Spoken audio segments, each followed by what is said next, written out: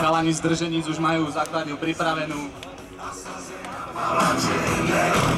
Pomaličky sa zoraďujú, stroj naštartovaný.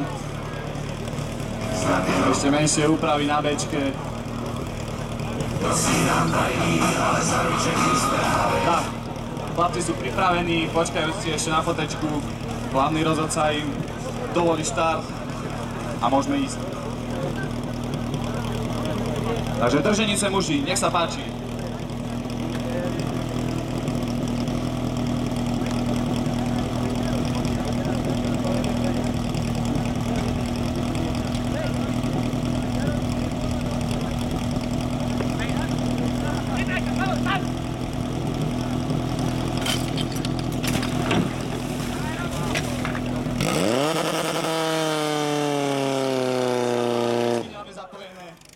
Dokončíme útok, chalani.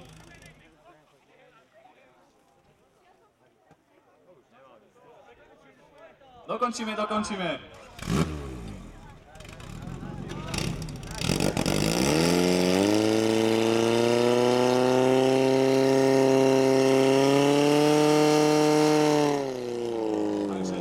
chalani z Drženic po obrovskom zaváhaní na Bčke. Výsledný čas 30:63.